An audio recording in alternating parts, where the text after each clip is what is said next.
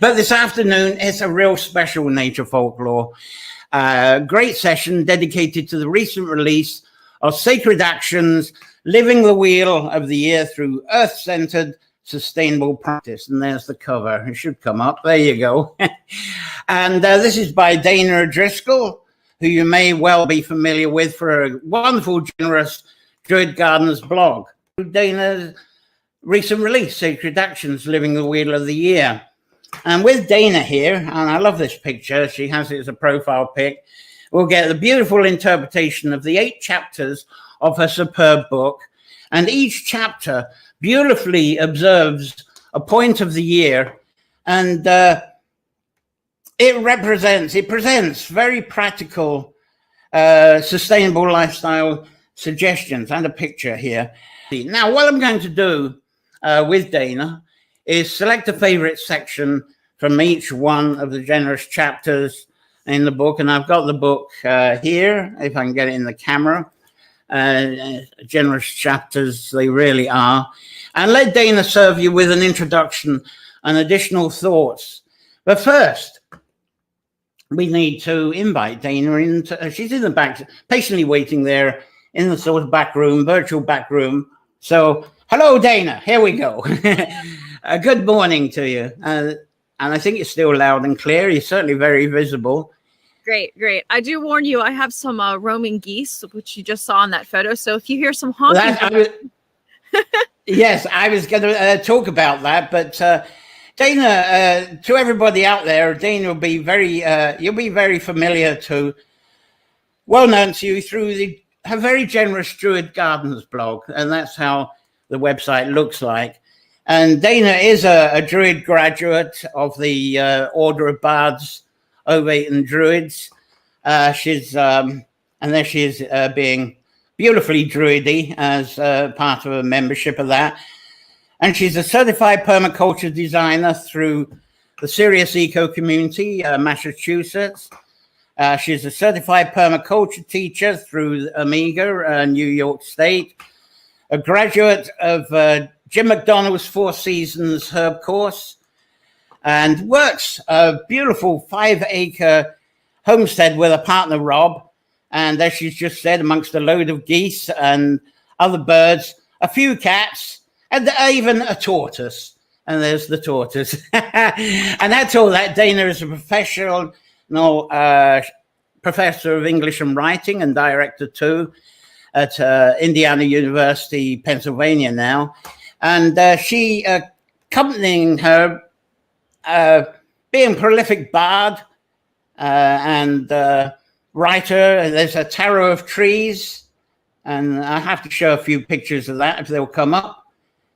Yes, they're very, very slow to come up. There we go. Beautifully done, the tarot of trees there. And she also has the Plant Spirit Oracle divination sets as well. And then amongst all that, Dana has miraculously found time to write this amazing Sacred Actions book. And I see that even a week ago, Dana also managed to slip away on a kayaking trip, a kayaking adventure. And so, it's amazing that after being able to introduce all those wonderful adventures, that we still actually have time this afternoon to feature Dana to talk about her book. So excuse, I think it's a worthy long introduction. So that's the book, again, Sacred Actions, Living the Wheel of the Year Through Earth-Centered Sustainable Practices. And lovely that we got you here. Now, before getting into any of these wonderful chapters, I would love to start with what you describe as the 3 principles of sacred action. Because when I opened your book and saw that instantly, I knew that we must invite you to Nature Folklore, because this is so in tune into the heart of the land on how introduce subjects here on Nature Folklore. And I put those up because your 3 principles here, and there we go, the principles of sacred action, sort of covering the screen. Draw together wisdom from heart and mind, walking in harmony and care with the land, transforming lives, landscapes, and communities. So first, I'd love to hear your thoughts on those principles, Dana. Sure. So if I could kind of just take them one at a time. Drawing together wisdom from the heart and the mind. I mean, in Obod, right, we think about heart to heart, hand to hand, right? And we do the same thing in AODA. We really think about the relationship between our inner and outer selves, between our minds and our hearts and our actions. And so I really wanted to attend to the heart, and I talk about this more in the chapter on care and ethics of care, because our modern civilization has essentially stripped the idea that we have hearts and that we have care from our society. And a lot of what we do and a lot of what we think about is all embedded in our minds. Like, when I go to work every day, I'm in my mind. I'm not even in my body. And so bringing those pieces together for a holistic whole is really important. The second one, walking in harmony and care with the land.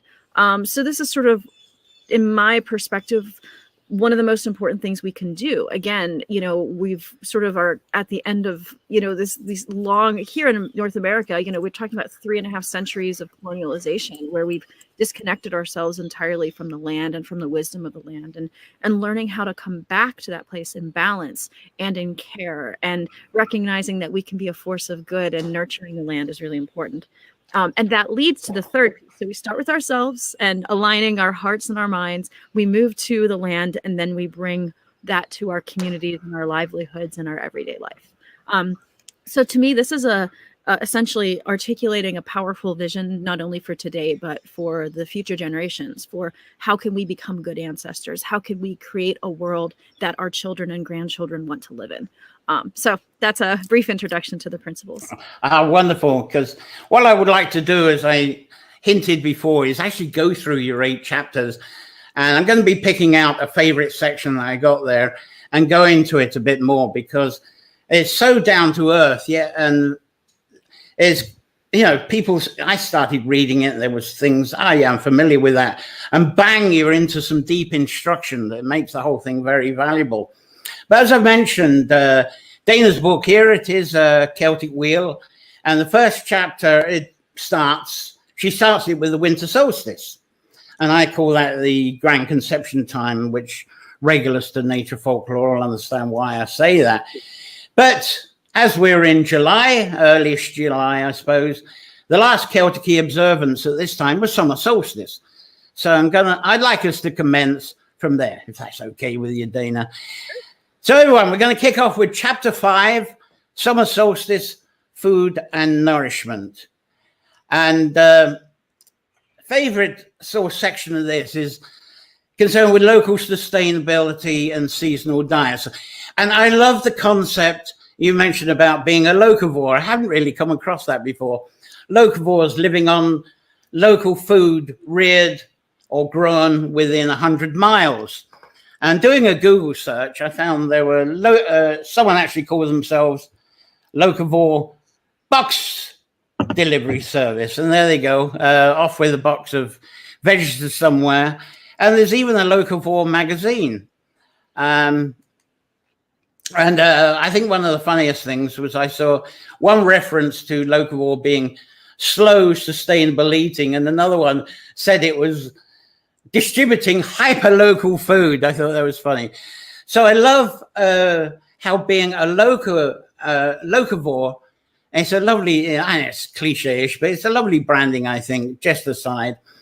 A great way to describe changing culture and lifestyle. As you mentioned, you do put an emphasis on the comparison between industrial growing to a mosaic of sustainable regenerative production. And I think that's very much still the way in Russia, from what I understand. And this, surprisingly, is from a bunch of Russian people doing just that. So your quick thoughts about being a locavore, Dana? So if we're thinking about how do we align ourselves back with our own ecosystem, and how do we align ourselves back with, more traditional ways of understanding and being in the world, industrial food and the industrialization process is one of the most damaging, stripping things that we have today. We look at everything from industrial beef production to, I literally live around a sea of cornfields here in Western Pennsylvania, and those cornfields are sprayed 4 to 6 times a year, and who knows where that corn goes. And so finding ways of realigning ourselves with what is actually growing outside and what is actually growing. And that doesn't mean you have to grow it yourself. Like maybe that's a choice you make, or maybe you choose to grow something. But finding ways of bringing a locally based diet that's grown in sustainable and regenerative ways. Go to your farmer's market. Some of this stuff is it's been around for a while, but these things are only now starting to catch on. And seeing, one of the things that I like to think about is, how do I support the local farmers in my community that are building ecosystems, that are doing regenerative farming? Like, for example, we eat beef from a farmer who's doing carbon sinking. So our beef is actually carbon neutral, because she's rotating her pastures in such a way that every time the grass is grazed, it sinks carbon, which is just really cool. So it's not that you can't have the diet you want. You just want to think about, how do I align this? And then suddenly your food becomes sacred. Your food, and that's another part of this chapter that I really love, is this idea that then when I'm having a feast and I'm putting it here before me, and I'm having it for Samhain or Lunasa or whatever, suddenly that feast has been grown in a respectful, sacred, and reverent way. And then I can honor that food, and I can honor the folks who grew it. And I know the folks who grew it. So the whole thing is just really realigning us really in a hyper local way, which is really important. If we're going to create a world that we want our future generations to live in, I really think that's the everyday thing, that eating has to be part of that. I'm going to go on to the next chapter here, which is the one coming up. Chapter 6, Lunasa, Landscape Gardens and Lawn Liberations. This was quite a surprise to me. And Beyond the Lawn. I definitely had to go into Beyond the Lawn here, because when we think of Lunasa here, we may think of the first spreads. We think of the first harvest and the first grains, and it's the time of harvesting the first sustainable foods for winter, such as beans, and that came up too soon. But the last few hundred years, it's been the first potatoes, and a lovely basket by Kate Burrows there, I think, a local person. And we also have garland rituals and bilberry picking rituals. Bilberry is a lovely one with the wild blueberries that we have here on the hills immediately around here. And there's a lovely picture with the bilberry. I was sent out to do that because we used to get pocket money, because there was a local jam factory that used to make jam for the British RAF to help them with night vision. But so that's anyway, I'm talking about other Lunasa rituals that have sadly been fading away. They were active when I was a child, but they're gone, and they're still referred to in churches. Our local village has a sports day with a dog show and baby show, but I'm going to explain all that in about 2 Sundays' time. But Dana, in your Lunasa chapter, you do focus on community and friendship gardening, but more profound to me was this section, Be on the Lawn. Very important. Yeah. Again, as I say, when I thought about it, I thought, yeah, this isn't the Lunasa, I know. And then I realized that if you're thinking about a garden for next year, this is the time when you're going to be looking at your lawn. You're already fed up with mowing it. What the heck am I going to do to that? Let's get a bit more eco with this. Let's start planning. So yes, great time. Lunasa is a great time to be serious about your lawn and do something productive. And I love your opener, if I can remember quoting it.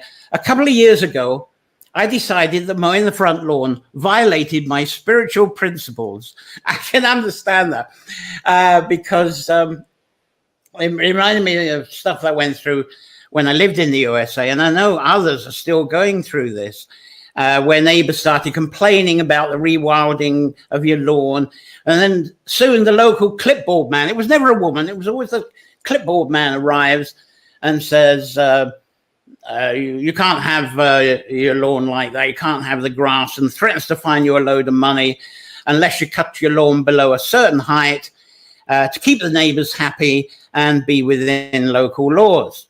And then you go on in the next chapter expressing how lawn is still an iconic symbol in the USA. And you remind us that this comes from 17th and 18th century England, where a neat lawn was a status symbol, a very potent status symbol. So the race was on during the 19th century to invent perfect lawnmower. And if my computer behave. I got some lovely pictures. There's something I was very surprised when I looked this up, that Victorian lawnmowers, they're always advertised as being pushed by women. There's a couple of adverts of Victorian. How did that come on? And there's one advert for a lawnmower, the King and the Prince one. But when it came to ride-on mowers, guess what? There's the man on the ride-on lawnmower in Victorian times. Excuse me. Now later, I loved it by saying by 1938 there was a new USA mandate to do a 40-hour work week, which seems absolutely wonderful within human rights. But that was to ensure people had time to cut and care for their lawns. I cracked up when you pointed that out. Now here in Karakoram, where I am, village of Cage, we actually, I don't dare put pictures up for this because if it gets around, I'll be damned forever. But the local priest, he's got this half-acre lawn, and it's got highly spiritual Marian figure on it, as you can imagine. Now I have approached him and suggest he offered his lawn space to be a community garden plot, but he wasn't very keen on that when I talked to him about it. But in this section, you also mention the challenges of forming alliances with people around you who are eager to convert their lawns into gardens. Now, I just read, I can't remember, it's the local paper of Orlando in Florida, and I only read this this morning, in fact. I can't remember the names, but there's this lovely couple. Look at that. They've got a garden in their front lawn, and they have since had veggies, but they were forever getting approached and demoralized by the local clipboard man. So they actually managed to get a class action together, and somehow it went through the courts or whatever. And there was a ruling, as from 1st of July this year, under Florida law, people can't be pestered about their lawns in their front gardens if they're wanting to use the lawns for growing food.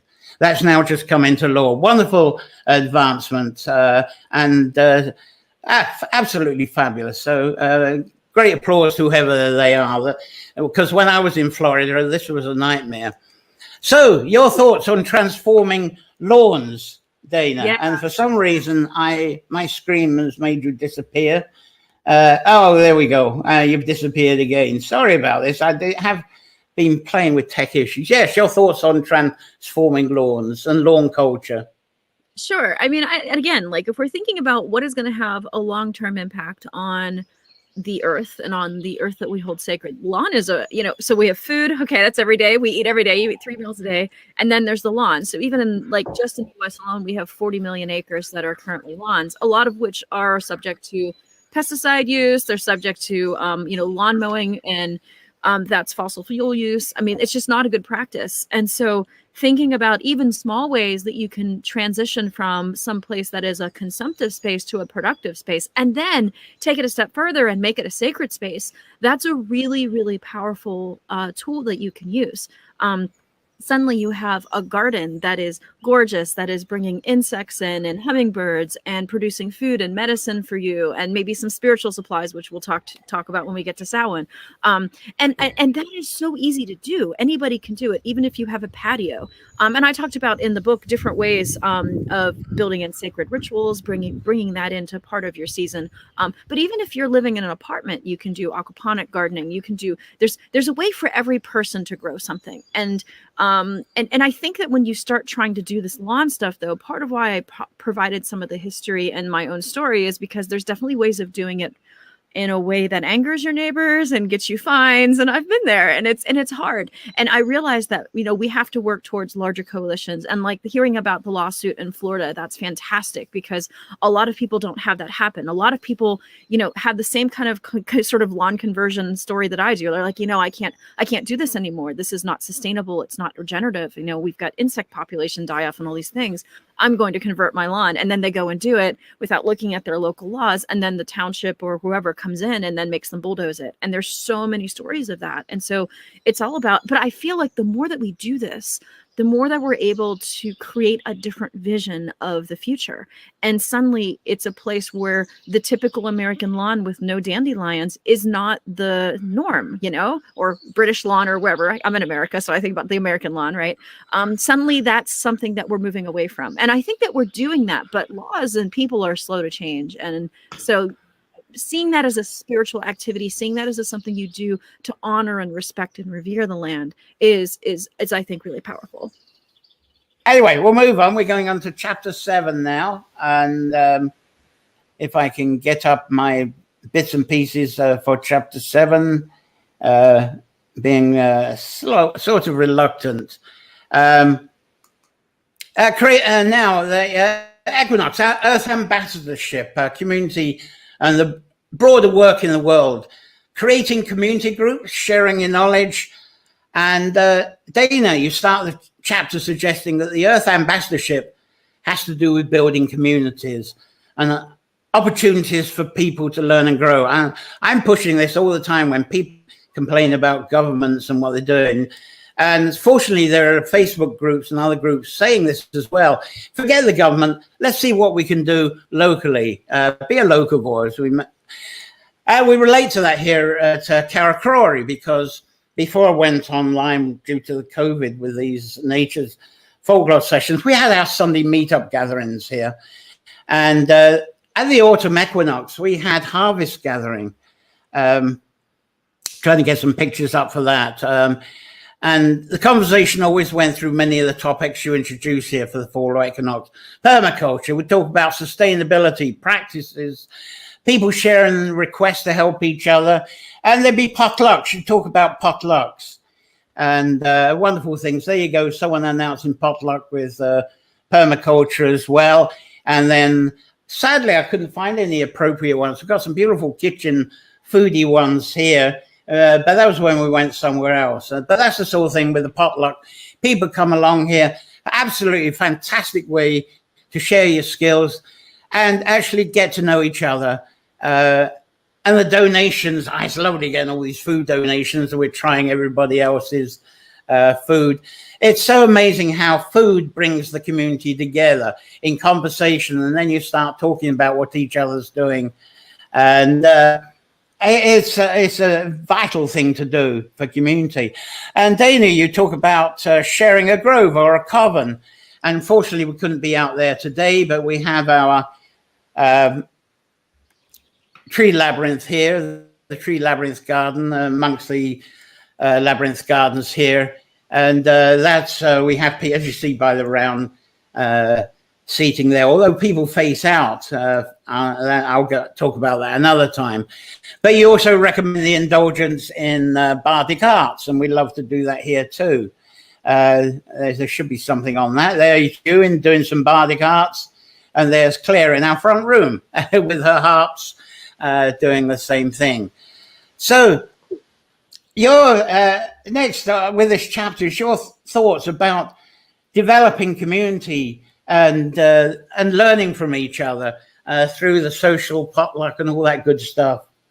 Yeah. So, again, vision for sustainable future requires, there's sort of this mindset maybe in some places of like a survivalist or a prepper being alone, and I'm figuring out what to do so I can survive. And I really don't see that as the way we want to go, right? So, prior to industrialization and prior to maybe some of the specialization we've seen in the 19th and 20th centuries, people depended on each other. I learned this really extensively when I studied natural building at Strawbell Studio in Michigan. If you want to raise a barn or even just an outdoor kitchen or anything, the amount of people that is necessary to build a structure requires us to get along, right?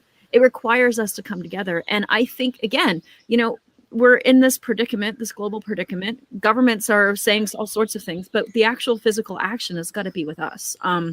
And even if governments are going to find ways of solving problems, it's up to us and our individual and local context to come together. And so, yeah. And, when I was in Michigan, which is a lot of where I wrote this book, I moved back to Pennsylvania a couple of years ago. We had a grove, and we had a permaculture meetup, and there was so much cross-pollination, where people would come to the permaculture meetup and wander into the backyard and see the grove versus, or vice versa, right? See the grove and then be interested. And so I really started to see the synthesis between these different things.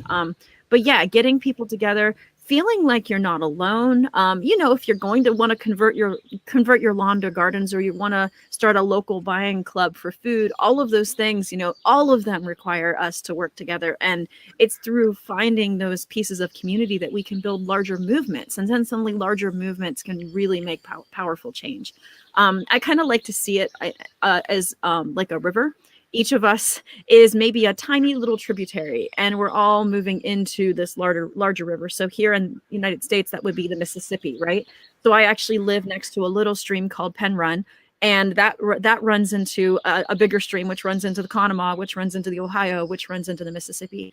And I might only be representing the little tiny Penn Run stream, but if all of us run together, now we're the Mississippi, and the Mississippi is unstoppable. So that's the way that I like to think about how do we bring about this change beyond our individual lives. And that's why that chapter's in there. Oh, brilliant. I love the river reference there. I can relate to that, especially when we cover the water folklore here. And of course, in the picture of you going kayaking, wondering if you were going to hit the Mississippi there anyway. So now we better go on to chapter 8 here. Sawan, sustainable ritual tools, items, and objects. And I went straight into this. The great fascination, hands-on, very practical, very important for this time, is make your own smudging sticks. As this section here is a huge draw, and this is wonderful, Dana. You describe this practice as cultivating more sacred and more sustainable relationship with the plants, and so of course smudging at Sawan. It's a wonderful time to really engross in your smudging, because we've got the harvest of the herb plants they've dried out, however we dry them. So they should be abundant for us that grow and harvest herbs. And we're also becoming aware that the winter season's coming on. Sorry, Australia, this is in reverse of you. But we're aware of the winter's coming on. So we engage in blessings and calls for protection. And what I love is your incredible listing. You've got a fabulous listing of plants suitable for smudging and incense. We don't need white sage. And you go all about how to go about it. And you can have plants right in front of where you are, no matter where you live. And I love all the detailed instructions you have there, not only of the plants, but how to make smudging sticks. Absolutely wonderful. It's a favorite section of mine anyway. And I feel just that smudging section is worth the value of a book. Anyway, it's so detailed. It's a fabulous part. It's a favorite, as you can hear. So, yes, Sawan, your thoughts on Sawan there? Sure. So, yeah. So when we think about, I always like to think about where does what I'm consuming come from? Whether that's, we've already talked about that with food and other things, especially if I'm going to be using it as like a smoke clearing ritual, as a cleansing ritual, as part of my ritual. And the way that I talk about it in the book is that if I buy a smudge stick from a store, and there's no information, it's just there and I buy it. I don't know what I'm buying. I don't know if I'm buying an exploitation of indigenous people, if I'm buying, I'm really concerned with a lot of the wildcrafted label is really problematic here in the United States. I live in a place where we used to have American ginseng. We don't anymore because it's all gone, because it's all been stripped from the land and sold to China, wildcrafted, right?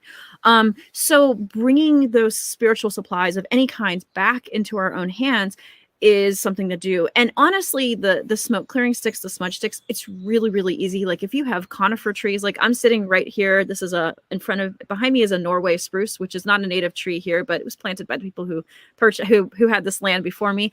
And like, there is so much that I can get from there. Incense, I can use the tips for making beautiful spruce tip salve. I can make smudges from the branches. And this one tree is just so productive. And then if you go to the front of the house, sitting in the shade at the back of the house, we have our garden full of mugwort and Artemisia and just so many things, garden sage. And so, yes, there's no reason for us to go and purchase these kinds of things. We don't know where they're from. We don't know the energy of them. They might have really problematic, colonial style implications, and especially here in the US, that's something we really have to think about. And I'm a white person. I have to really pay attention to this. And so sort of reclaiming and realigning with just what is in nature is something that this is Acorn. Don't mind her. She's decided to join us. Is something that we can do. And we can do it with friends. I've taught like a smoke clearing stick workshop. I've taught it for years, and it's actually one of the most all-time popular posts on my blog is how to make these and how to create them and the lists and everything. And it's not hard.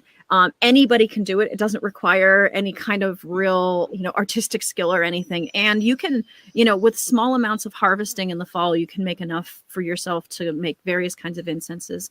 And what I really like about it is then suddenly what energy was put in. You can make an offering to that tree. You can ask permission to that tree or that plant. You can offer gratitude. You can create a whole ritual surrounding how to create this. And so suddenly now, when you light that and you burn it for whatever purpose you're using it for, whether that's, just incense or setting the space or clearing yourself, now you have complete control over it and it was sustainable. And you're not exploiting anybody or anyone else's tradition to do it. And so there's just so many reasons to really take a close look at the consumption that we have with our spiritual supplies. And it's fun. Like you can get really interesting combinations that are meaningful to you, that are tied to your specific practice and your specific ecosystem. So yes, by all means, create away.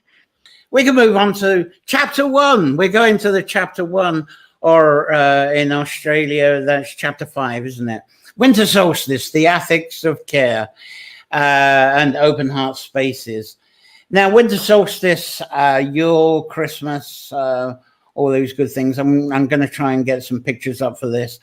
There are times when people close to us are very much in their thoughts, and the whole gifting thing by tradition, obviously it was to ensure people, by tradition, it was to ensure nobody went without during the winter. So we gave gift food, things that we had of excess, food, clothes, fuel for fire.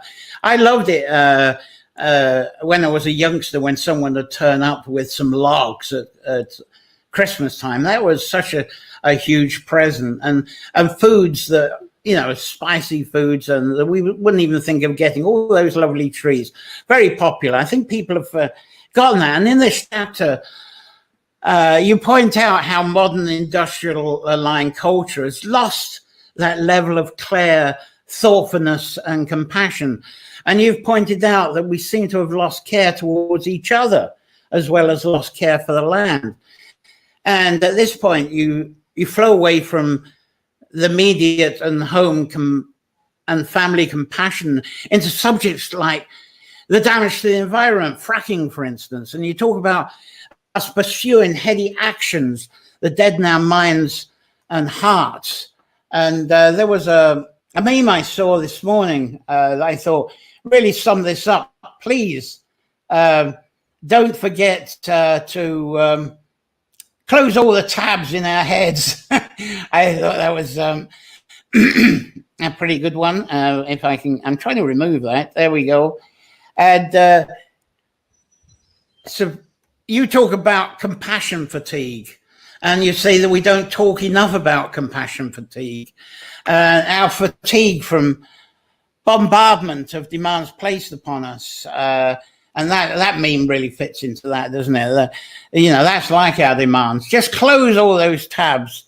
And this is part of the industrial cultures. And you speak and write about us reacting to becoming numb to the practice of care.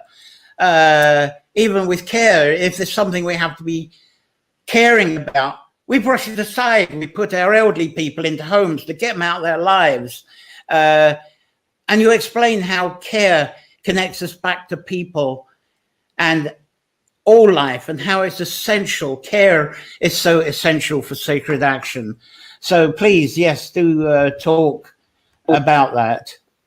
Yeah, so this actually starts the book. And I've had a lot of people ask me, well, why are we starting in the winter solstice? And why do you start with care? And to me, this is the foregrounding of everything. So here in the book, I have this section 3 ethics for sacred action, which are essentially my take on permaculture design's 3 ethics, which are earth care, people care, and fair share. And to me, a lot of paganism doesn't have a distinct ethical system. Like in Druidry, we really don't have one that we teach. Like we say, oh, we love nature, nature is good, and that's something that all Druids agree. But coming up with a ethical system that can guide our actions and that we can meditate on, that we can reflect on, that can be part of ritual, is really, to me, important. And there's a lot of work out there that really speaks to this. Like in this chapter, I drew really heavily on Joanna Macy's Coming Back to Life. And also on Wendell Berry's Unsettling of America, 2 books that make very, very strong arguments for the nature of care. And I'll go back to the lawn thing, and I'll go back to growing food. So, you know, my neighbor down the street who is dumping chemicals all over his lawn or dumping chemicals all over his cornfield is not engaging in that from a place of care. He's engaging in that from a place of profit, where, you know, we have, like, because of some of the growing that happens around here, like there's a lot of cabbage growing, so we have these terrible cabbage moths. And just yesterday we were trying to figure out how could we grow kale and cabbage without spraying everything, which we're not going to do because we're rooting our gardening practice in care. So ultimately this is what it comes down to. It's can we care? Can we? And I think, like, the pandemic is such a good example of this. Like, if there was any question in your mind about how the culture reacts to things and whether or not people, you know, here in North America, especially here in the United States, this was a really tough time for us because people were forced to go into jobs when they were afraid. And there was just such a lack of care and compassion that took place that I feel like if we're going to create this regenerative vision for the future, care has got to be the number one thing that we think about, not only for ourselves and practicing self-care, but for the earth and for people. And the other piece of that, the fair share piece of that, is really about taking only what we need and redistributing what we don't. And it's those kinds of thinking and those kinds of actions that allow us to create not only a sustainable relationship with the land, but a regenerative one, and a regenerative one with each other. And so, yeah, to me, that is the foundation of everything. And those 3 ethics, those 3 practices can really become mantras or spiritual meditations that you really think about and that you say, when I'm going to make a decision, how can I make it that includes earth care and people care and fair share? So yeah, and those things weave throughout the entire book, and that's why they start here. Imbolc, yes, Imbolc. We're coming out of the winter now into a wonderful Imbolc stuff, and the excuse me. The one thing that Dana again was now almost like a surprise with the lawn in Lunacy, yet it makes absolute sense. And she's coming to Imbolc with the oak knowledge. Understand Imbolc wisdom through the oak knowledge and reskilling. And I absolutely love this one. And you've written, because the fact that you've written emphasis on oak knowledge, what the oak tree sees, because at our Imbolc Nature Folklore sessions, we do talk a lot about oak, which some people may find surprising. But we have the strong relationships with Bridget and her oaks, Kildare. And one of the stories is how the oaks attract lightning. They actually attract lightning more than any other tree. Excuse me, froggy here. The smoldering oak tree, it actually becomes a so sacred gift of fire, certainly to ancients, and of the flame. And we also have stories of how the oak's strength represents getting through winter, its long, deep roots, and no matter what storms and wind comes along, the oak is still standing there when everything is falling around, you know, and that's the wisdom, is being able to stand your ground firm. Wonderful for the Imbolc and the representation that you have to stand your ground in all the things that Dana is saying in the sacred actions. Sometimes it takes a bit of bravery. I do refer to oak knowledge in your book as druidry. And I first think of your passion for being a member of the Order of Bards, Ovates and Druids, affectionately known as Obods by many. I'm not sure if we got any OBOB people here today. We sometimes do. And you suggest that ancient Druidry as being a combined study and practice and the acquired knowledge of working with nature, as well as astronomy and mathematics, and also law. And I assume you're meaning the Breton law there, which is something I'm very passionate about, or whatever the Breton law was before medieval and scribing times. And also it's about understanding healing plants, divination, and the bardic arts. And I've shown pictures of all that along. And so sometimes I'm even tempted to rename these Sunday afternoons as oak folklore instead of nature folklore, but I'm going to stick as it is. Now, your entire oak knowledge plus reskilling are absolutely delightful. And now I'm putting a piece from your page here. I've already said this, the challenge of, this is where the oak, the deep root of the oak comes in. So I'm repeating that as well. Anyway, the oak, Imbolc and oak, I absolutely love it. So chat away about that. I just love this subject. Sure. So when we think about our modern lives, just the daily grind, right? Most of us don't know how to produce even the most basic needs, right? We don't know how to produce our own food, our own clothing, our own shelter, purify water, create fire. And so there's a big movement globally called reskilling. And the idea behind it is that we build a skill set, right? And maybe it's basic skill set of some of those things I just described. But we do it in a way that's sustainable. So for example, here, we're on electric. Now we have solar panels, so, but if I'm able to learn how to cook over the fire and have a little fire outside of my house, I'm not consuming that resource, right? I'm not consuming electricity.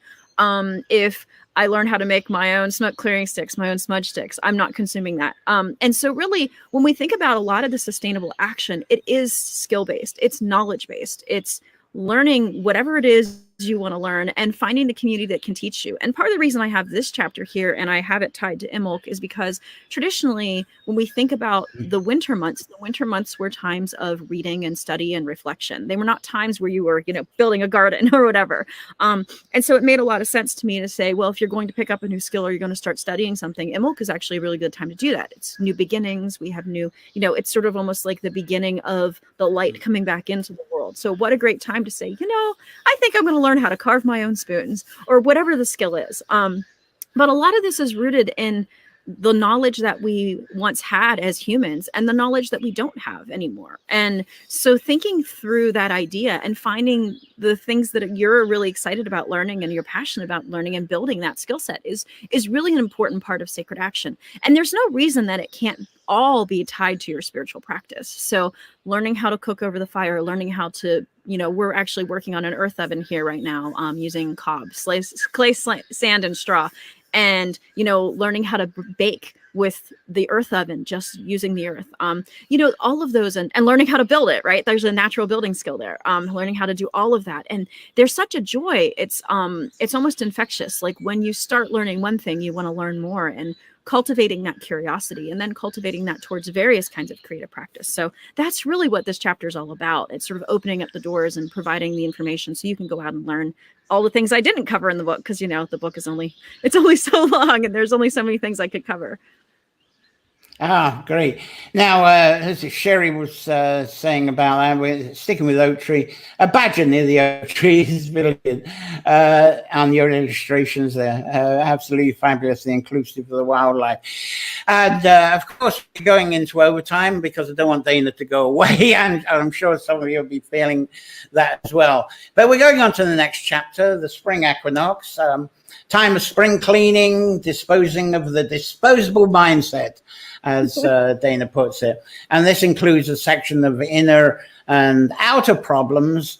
It's a huge chapter on consumerism and waste, trying to bring up some pictures on this because of something this reminds me of.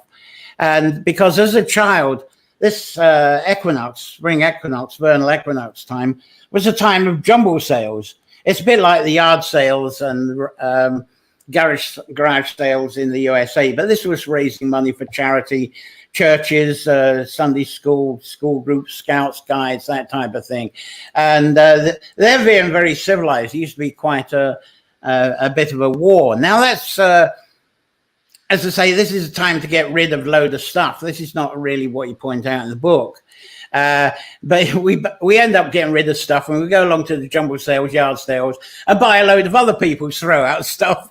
But you commenced the chapter with us having an obsession with stuff, not really of hoarding other people's cast-offs, but our quest to establish and maintain self-image. Our cars, paintings, art, furniture, watches, fashion trends move very fast, perfumes. And these days it's the devices, you know, I've got a better upgrade than you sort of conversation.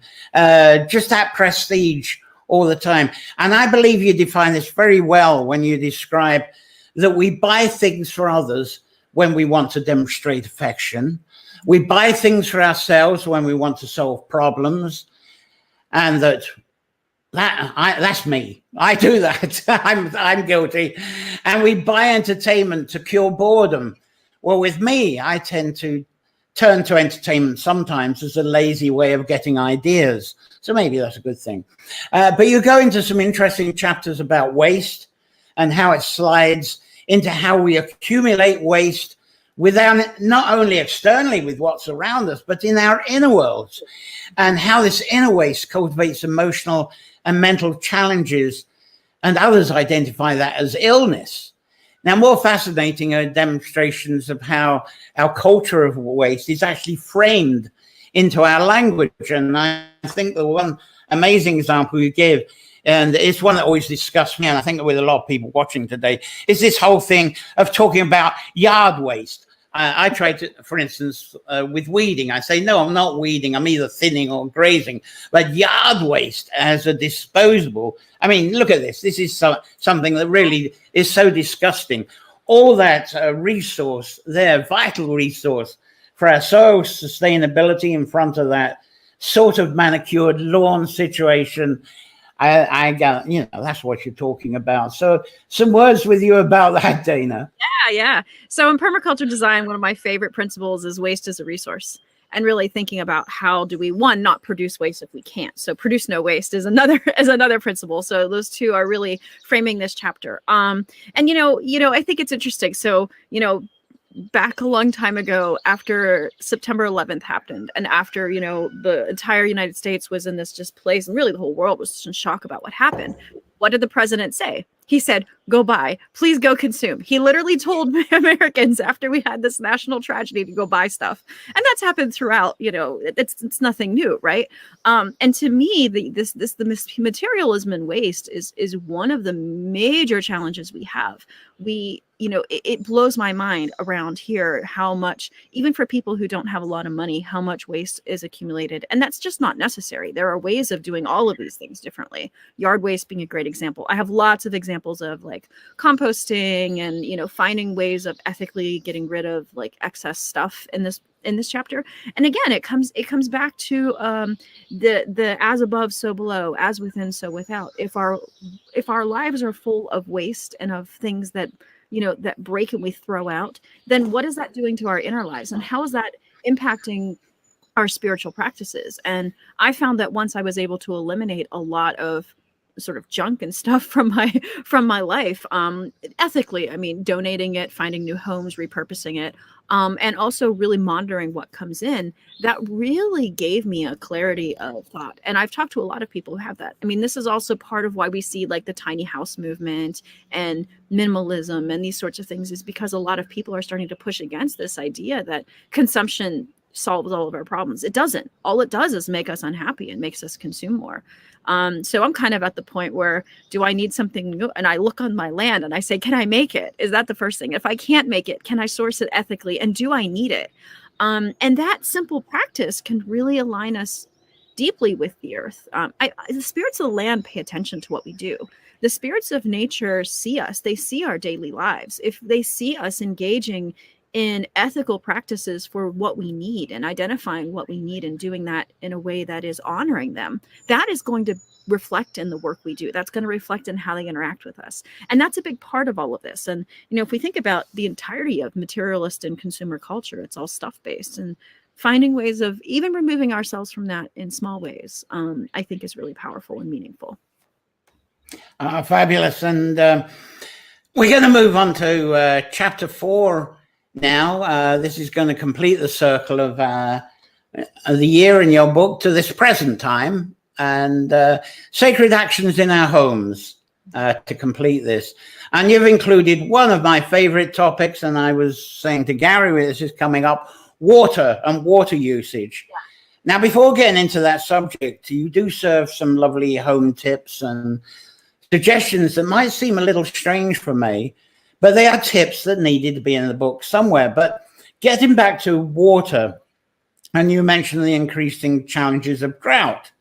Now, even here in Ireland, which is known worldwide for its seemingly continuous soft rains, you come here in May, most years anyway, and you'll hardly see a drop of rain here. Instead, what you'll see is thousands of pink Irish people going around in a panic because of a fear of potential drought here. And also giving out about how there's all this watering the garden that suddenly needs doing. And at the same time in May, it's dry, but we also get late frosts as well. So that's playing hell with our blossoms. So challenging time here. But in this chapter, you also go back to lawns and how their upkeep actually needs water that is actually starving the wild plants, even starving the trees probably. And how some wild plants are actually becoming extinct because of this lawn culture. And you also provide some wise and helpful tips for keeping water localized. And I got a couple of pictures on this because this is the thing that's taking off in Ireland big time, is the water butts and saving water. And it's just one way that we're actually paying attention, and we're seeing, you know, we're being mindful of water and what we've got available to us. And you serve some very helpful tips about water, including cleaning and sanitizing as well. So your thoughts on that, as on obviously water and just the whole being aware of what's around us, and suggestions, water and water usage and our sacred actions in our home generally. Yeah, just fire away with that. Sure.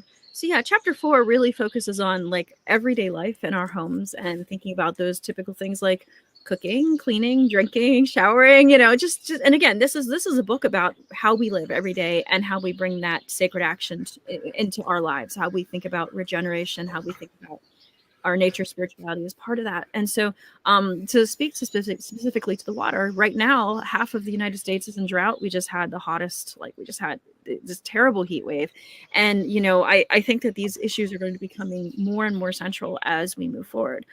So the question is, right now, I put perfectly clean drinking water, you know, in my toilet, and then I flush it. I do go into some radical composting in the book. I put perfectly good drinking water into my bathtub, and then I take a bath, and then I send it down the drain and into a septic system or into a municipal waste system where it gets treated like toxic chemicals, right? So what if I instead sent that waste into my garden? Or what if I paid attention to collecting it or creating a garden system? So I'll give you a really good example here. We have ducks and we have a garden and we live on this hill. And the whole property is downhill.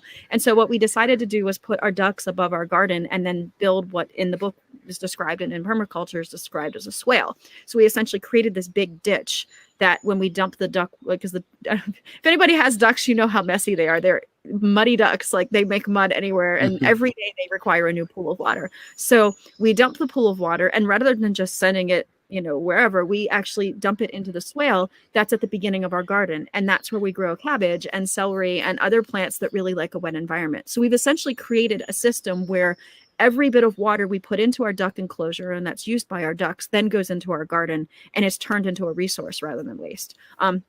And, we could have put the duck enclosure anyway, but because we were thinking about produce no waste, waste as a resource, how do we catch and store water, and how do we catch and store other energy, we ended up creating that really holistic system.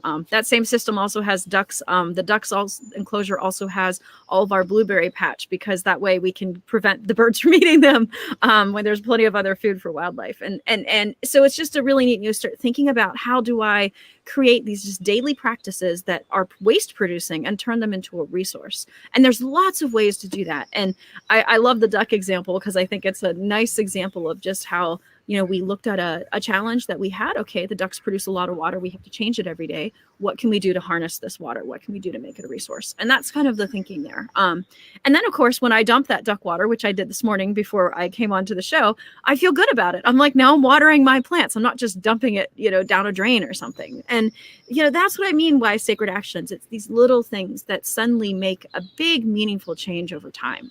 That really, and then I meditate on it, and I think about it, and then maybe I do some ritual with my ducks, and it's all great. So yeah, I'd say that's there's a ton of stuff in that particular chapter that really, that's a long chapter. I just love that, how you brought it from water to ducks. Absolutely perfect. And so we're back with chapter 5, the summer solstice, food and nourishment. We've gone full circle. The one question: who's Alfred? Alfred. So Alfred was a dear friend of mine who passed away, and actually got me on this path of Druidry. And he was a very meaningful person in my life. And after he passed, I think his passing taught me the meaning of living every day fully, and really living. It's when somebody dies tragically when they're young, it kind of makes you wonder where would they be when they get older. And so I've always tried to live my life in a way that maybe that's part of why my introduction was the way it was, right? I try to live my life in a way that would honor his memory, and maybe live fully and generously, and not waste my life, because who knows when it'll be gone. And so Alfred was my closest friend when I was in my 20s that passed. And so I really wanted to dedicate this to him, because I think that this is something that he would have really liked to see. Lovely. I say that because the beginning of the book, Dana, she tributes the book to Alfred right at the beginning. So lovely to know that we now know who Alfred is. And I love your conclusion of you advising us to grow where we are planted, just like the mighty dew of the oak. And then you sign off suggesting a personal ritual to honor our life journey, how important that is. And you have an excellent listing of follow-up books to read. But me not being very connected to books, embarrassingly, also advise, like you do, is keep trying things. Keep your hands and the rest of you connected to your land and landscape. Do not just be a paper or a white cloak druid. Your druid cloak needs to go into the laundry sometimes, I feel. And thank you so much. It's been an extreme pleasure sharing this book, and I better get a picture up for Gary and the others that were late. This is what we've been talking about: sacred actions, living the wheel of the earth through the earth-centered sustainable practices. Again, I'll bring this up to get a copy of your book. Probably the quick and easy thing to do is get to the druidsgarden.com website, and it's a lovely interface there. So easy to get to what you want to. You can get to the book, and you can get to Dana's card, you can get to her blog. Absolutely, that's all you need to know. But if not, if you're on Facebook, you've got the Druid Garden on Facebook, lovely for photographs and personal tidbits from Dana. Or if you don't remember that, just put at Druid Garden, and that'll get you to where you need to be, at Druid Garden. But if you've taken just that down, you've done very well. Come back. The druidgarden.com is fabulous now to get that off. Comment. You want me to answer that question? Oh, definitely. Yes, fire ahead. The reason I just muted myself for a little while is because my guinea fowl started going crazy. So yeah, we have 4 different kinds of birds here. We have ducks, which I already talked about. We have geese, we have chickens, and we have guinea fowl. And each of them sort of what we work with them all holistically. You know, they mostly free range. Sometimes they have to go into the hawk. The geese actually help us with keeping our, so we have portions. We've converted a lot of the lawn. We have about an acre and a half that was lawn when we got here, and the rest is forested. And the geese actually help us. We only have to mow 2 or 3 times a year because the geese actually keep all the grass clipped. And they convert that grass into eggs, which is great. The chickens help with bugs in the garden. So do the ducks. And here in Western Pennsylvania, we have very serious ticks. And so we have the guineas helping us with the tick population. And we do a lot of spiritual work with the animals. That's a big part of sort of thinking about, because we have a homestead here, thinking about the homestead as an integrated system. And how does everybody have a role and a part? And how can we honor all of those journeys? I also save the feathers for various kinds of spiritual supplies and sustainable, give them away to other people who are using them for crafts. And yeah, it's interesting because when you look at a lot of these books on like regenerative agriculture and things like that, bringing animals into any system where you are growing things actually can improve the soil. There's a really interesting documentary on returning wolves to Yellowstone and how it like changed because it made the herds move around more. So I think there's so much that you can do to integrate animals. Another thing, the chickens, we give them all of our food scraps, which they convert into eggs. And then we recycle the eggshells. Either we put them back in the garden or we give them back to the chickens. So there's just like, when you're thinking about how do you create a holistic system where you can produce no waste and you can live sustainably, the animals here are a big part of that. And you might hear my guinea fowl in the background. They've decided they're honking. They're like, it's time for me to be out. Right. But yeah, I mean, there's so it's like, how do I apply those same principles of earth care, fair share, people care to that equation? I'm jealous because Gary says he's watched the session today from the Botanic Gardens in Dublin. Absolutely beautiful place. I wish I could have broadcasted from there. We've actually got the sun just come out now. The rain's finished. A shame I didn't have the tent up, but anyway, we've had a fabulous time, I believe, and Tina Rock has come up with something, conscience on water waste, boiler steamed cabbage, boiling eggs, water goes to the plants, all this great stuff, laundry, definitely, that's a short wash cycle, all these things, being mindful and aware of your actions. And I know you are, Tina. You're a huge example of that. Been applying. Oh, we've had Shell here. Davine has just come on board, and you definitely enjoy the archive of this. Lovely that you've said hello, and yeah. So thank you so much. You've been absolutely delightful, Dana.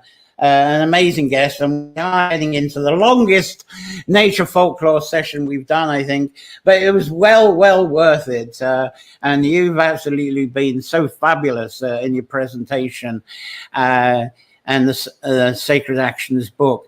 And everyone who's watching this, perhaps you're watching it this evening, this has been the practice through the summer.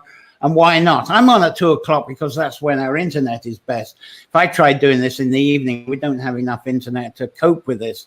But if you're watching later this evening and through the week, which most people seem to be doing now, please still keep the comments going. I will return. Dana might return from time to time, answer your comments. She did post the link to a book. I'll put that up when we've finished as well, so you can get straight through to it. Subscribe, of course, if you're on YouTube. There's the YouTube bell. I'm not sure if Facebook has one. I always forget. Anyway, if you do hit those bells, they remind you of the next Nature Folklore session for the next Sunday. So really, is there any last moment question? Because really, I suppose we are closing up. I don't want to close up, but we have to. Everyone, please. Thank you, Dana. Thank you so much for this. And everyone, please, let's get himself lined up properly here. And another flash of the book. Well, come on, flash up. No, it's there we go. Oops, flash off and on again. And where you can find all the links and to support the show. There we go there. That helps get us on as well. And so all right, I better close this up, and I'm just trying to find everybody enjoy a wonderful, safe week, full of all your wonder, inspirations, and your enchantments. So until next Sunday, do play well and be safe and be mindful and enjoy your sacred actions. So from Dana and I, it's bye-bye. Thank you so much.